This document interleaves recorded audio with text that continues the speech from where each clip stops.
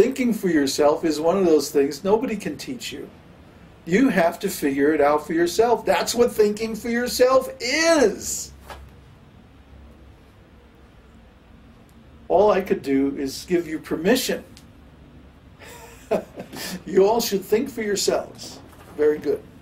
Now, I can't do any more than that. It's not possible. Nobody can teach something that you have to discover for yourself. Similarly, nobody can teach devotional service in the sense that I can't do it for you. I can't say, okay, now you hold the beads in your hand like this. Come on, hold the beads. Okay, now you chant Hare Krishna, Hare Krishna. It's absurd. I can't sit there and hold your hand and make you count the beads. That's ridiculous. I can show you how, but then you have to actually do it. You have to actually approach Krishna. You have to actually discover your own Krishna consciousness.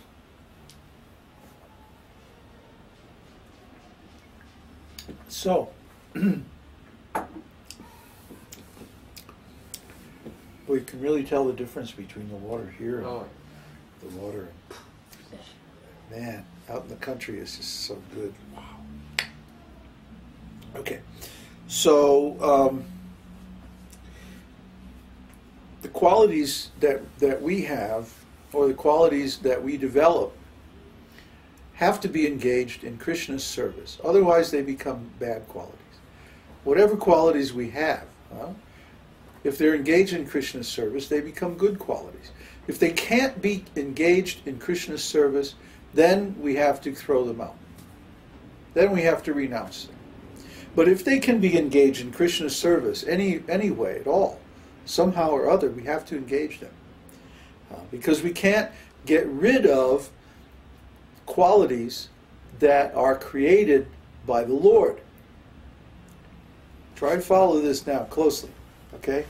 We are, first of all, a spirit soul, an eternal, conscious, living entity,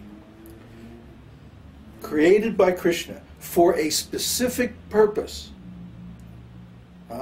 Krishna creates each and every one of us to do a particular service for him in one of his forms in the spiritual world. This is called our sthāyi bhava, or our swarup, our eternal form, our eternal identity. Okay? So he gives us certain qualities that are drawn from his qualities. Now Krishna has all qualities, right? He's peaceful, but he can also be angry. He's tranquil, but he can also fight like anything and always win. You see? Krishna is surrendered to his devotee, but he's also a conqueror of the demons. See, he has all qualities within him. So any quality that exists in this material world is originally present in Krishna. So any quality that's manifested by a living entity is similarly originally present in Krishna. So the living entities created by Krishna are each given a specific type of service to perform in the spiritual world eternally. And then when we come to this material world, it's like we're playing hooky, right? We're not doing our service. But we still cannot get rid of those qualities that Krishna gave to us in our spiritual form. They may be covered over, they may be diverted into some materialistic avenue. They may become perverted by reflection in the material energy. For example, everyone has the urge to love. Every living entity, even animals, they display this quality of wanting to love. But because we're in material consciousness and we're identified with the material body, the urge to love becomes reflected pervertedly in this material body. It becomes impure, and it becomes directed at an inappropriate object, which is other living entities instead of Krishna. Once I heard a very nice explanation. That you have a magnet. A magnet has two poles, north and south, right? So if you have two magnets, and you try to bring the same pole together, like the North Pole and the North Pole, they repel. Or the South Pole and the South Pole. Try to bring them together, and no, it repels. But if you reverse one magnet, and you bring the North and the South Pole together, again, it attracts, right? So Kṛṣṇa is like the North Pole, and the living entities are like the South Pole. See? So the living entities, when they try to approach each other for loving affairs, the closer they get, the more repulsive force there is. Because actually we have so many bad qualities, especially in material existence. But when we try to approach the Supreme Lord, then it's like the South Pole and the North Pole, and there's an attractive force. You see? So we can understand that we have certain qualities which are eternal and which are, so to speak, baked into our nature. We can't get rid of those qualities no matter how hard we try. So we have to engage those qualities in Krishna's service. But then there are other qualities which are superfluous, which are part of our false ego, our false identity, our material identity, the material concept of the self as the material body and the things related to that body.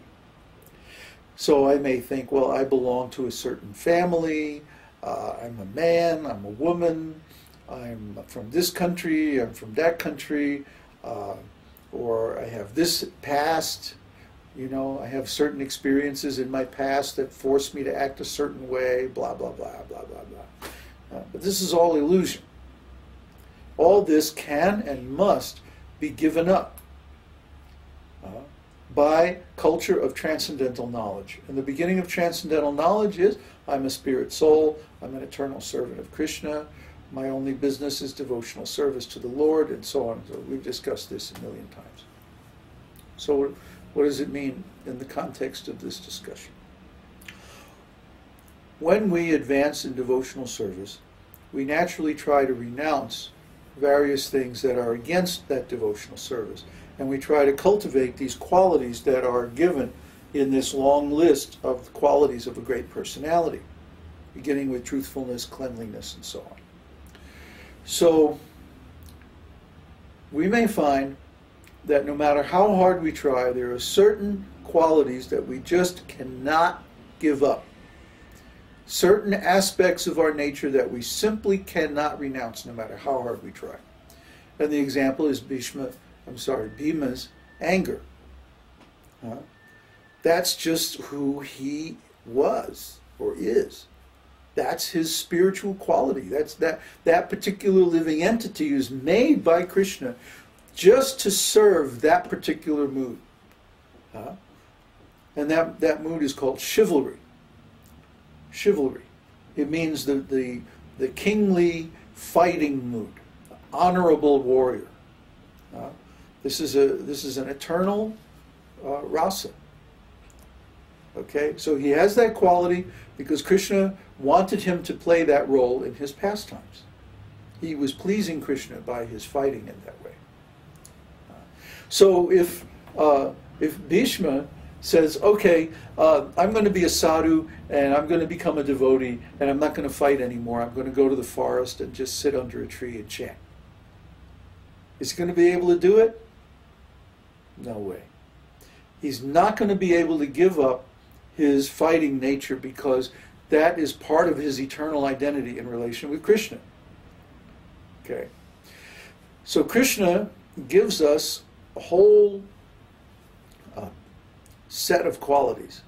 And some of these qualities are true, real, eternal, spiritual, and so on.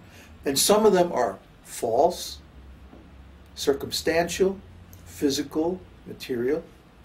And then some of them are our eternal qualities which have become perverted by reflection in the material energy. See? So we have to look very deep into ourselves with great knowledge and understanding to be able to determine what qualities are in what category. Okay? So again, this is something I can't do for you. You know, it's not like I can sit here and say, okay, this one is in this bag and this one is in the other bag. This is something that you have to figure out over a long period of working on yourself, looking into yourself, contemplation, like that. And not everybody's going to come out the same. There's no, it's not like if you're a devotee, it means that Kṛṣṇa has a mold, you know, and he pours your consciousness into that mold, you know, and then stamps it out, and there, one standard devotee. Okay, ka-chunk, here's another standard devotee. Ka-chunk, you know, assembly line. That's not how Kṛṣṇa works. Each of Kṛṣṇa's creations is unique. So the way that one devotee looks or appears or manifests